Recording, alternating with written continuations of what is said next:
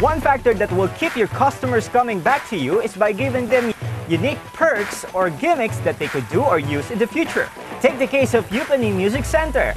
Upon enrolling and finishing a complete session, you will get the privilege of experiencing and performing music just like a pro. Noong nakarang May 26, kulang 100 mga batang nagpamalas ng kanilang talento sa pagsayaw, pag-awit, at pagtugtog ng iba't ibang musical instruments sa Robinson's Place, Dasmariñas, Cavite. Sila ang mga performers ng Euphony Music Studio Recital. Nagmistulang isang malaking family day ang nangyari dahil ang buong pamilya ng mga batang nag-participate ay naroon upang magbigay ng kanilang suporta. Malayo na nga ang narating ng Euphony na nagsimula lamang sa isang maliit na stall. Proof ito na ang ganitong klaseng negosyo ay big hit sa mga tao, lalo pat dumarami ang mga nag-enroll sa mga music studios sa buong bansa. First, kasi may talent siya. And then, interested siya sa sax. So, in-enroll ko siya doon. And since hindi common ang sax di ba? So, yun. Isa rin si Mommy na bilib sa kalidad ng turo ng Euphony. Sa Euphony, okay naman. Magaling sila magturo actually Lalo na yung teacher niya. Kasi nagka-problema kami doon sa reads niya. So, hindi kami nakahanap. Nung nakahanap kami, parang 1 week before ng niya.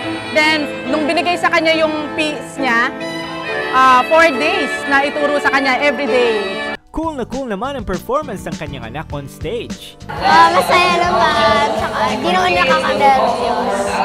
Tapos parang feel ko yung music para hindi rin ako nervous. Isang proud daddy naman ang naroon sa araw na yon para panoorin ang kanyang anak. Noong una, yung anak ko, nakikita ko talaga siya na marunong siyang umawit. Hindi lang marunong, talaga may talent. Ngayon, para ma-improve talaga yung kanyang talent, meron kaming napagtanungan na sa isang eskwelahan na nag-enroll sa Euphony, maganda raw doon. Ngayon, tinry namin para ma-enroll siya. Ngayon, makita nga namin, talagang nag-i-improve ang kanyang boses, yung lahat ng style, kung paano yung paghagot ng magandang boses, kung paano pag-present sa tao, kung paano pagharap. Para sa kanyang anak, isang napaka-memorable experience ang lahat ng ito. Masaya po, at saka po yung mga pamilya ko naman po, proud na proud po sa akin. Gawin ko po yung best ko, at saka po, wag po mahiyain, at dapat po maging proud po sa akin pamilya ko. Gawin ko po lahat ng best.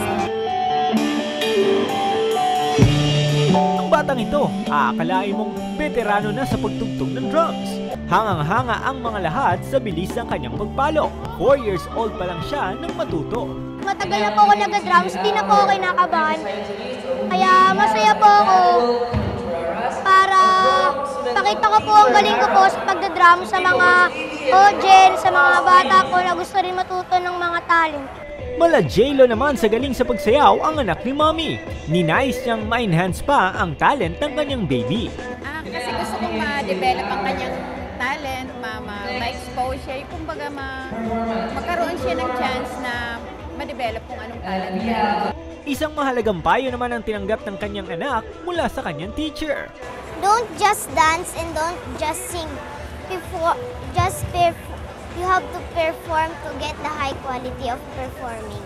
Pero ang pinaka-proud sa lahat ay ang owner ng Euphony na subaybayan niya ang paglaki at pagkatuto ng karamihan sa mga batang nag-perform. I'm in perfect bliss. Sobrang tuwa ko na talagang yung ambisyon ko noon na maturuan ng mga bata na sa musika ay talagang nag-materialize. Thanks God. Napakadaming batang natuto, no? Yung iba, ginagamit nila ito sa worship, sa simbahan.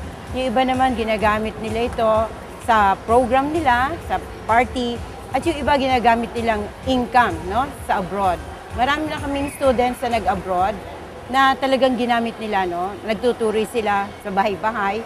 And they told me na, Ma'am, alam mo, ang laking tulong sa akin ng pag-aaral ko sa Euphony. I'm now in Canada, ang dami kong tinuruan. Mas malaki ang income ko sa pagtuturo ko kesa dun sa trabaho ko. Well-deserved ang mga applause na kanilang tinanggap sa araw na ito. Sa pamamagitan ng tamang paggabay ng Euphony sa mga bata, malayo ang mararating nila sa performing arts in the future. Mga parents, sa mga kabataan, kaysa maaksaya lang yung oras nyo, why don't you use your idle time in learning musical instruments? No? Pwede kayong pumunta sa Euphony Music. Sa Cavite, meron kaming branch sa Robinson, Dasmariñas, Cavite.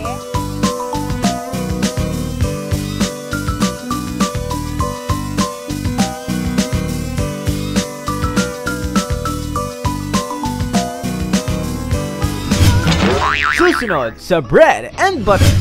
Meat products na pang-export ang quality. Pinagkakaguluhan sa Pasig City. Mamaya na yan sa pagbabalik ng Bread and Butter.